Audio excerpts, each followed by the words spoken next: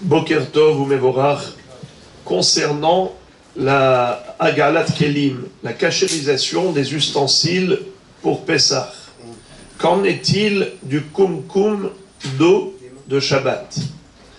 Si il n'a jamais servi au Chametz, donc il est suffisant de le laver. On n'a besoin de rien. S'il est cachère toute l'année, pourquoi on a besoin de le cachériser pour Pessah? Il suffit de le laver.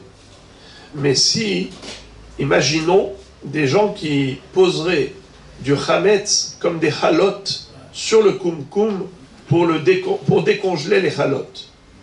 Ça peut arriver. Dans ce cas-là, qu'en est-il? Alors, le kumkum lui-même, il faut le remplir au maximum, le mettre à bouillir, et finish, tout va bien. Pour le mirsé, c'est-à-dire le couvercle, c'est lui qui a été l'objet de l'absorption du chametz. Comment le cachériser? A priori, on aurait pu imaginer qu'il faille faire un liboun. Pourquoi? Parce que le chametz est posé directement sur le couvercle à sec. Quand est-ce qu'il faut faire agala? Quand est-ce qu'il faut faire liboun? On fait agala quand le kéli est absorbé par le biais de l'eau bouillante. On fait liboun lorsqu'il y a eu un contact direct entre le hametz et la plaque, n'est-ce pas, et le métal, et c'était fait par la chaleur du feu que ça a absorbé.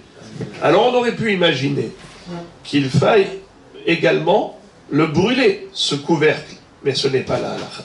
La halakha, il est suffisant de le tremper dans une marmite d'eau bouillante. Pourquoi? Parce que comment il a absorbé ce couvercle? Il a absorbé avec la vapeur. La vapeur du kumkum. La vapeur du kumkum, c'est de l'eau. N'est-ce pas? C'est quoi la vapeur? C'est de l'eau qui est gazéifiée. Et de ce fait, il est suffisant de prendre une marmite d'eau sur le feu, mais de l'eau à bouillir, et quand c'est bouillant, vous trempez dedans le couvercle, et tout va bien. Donc le kéli lui-même, le kumkum lui-même, tu as été magaïloto avec de l'eau à l'intérieur. Est-ce qu'on a besoin aussi de l'eau à l'extérieur? Est-ce qu'on a besoin de faire déborder? Réponse non. Pourquoi?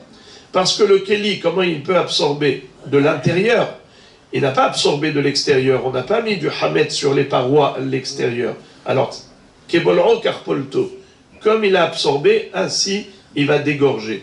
Donc voilà comment on peut cachériser un kumkum, même dans l'hypothèse où il est hametz. Mais un kumkum qui toute l'année n'a jamais été utilisé pour mettre dessus des halot ou autres, eh bien dans ce cas-là, il suffit de le laver.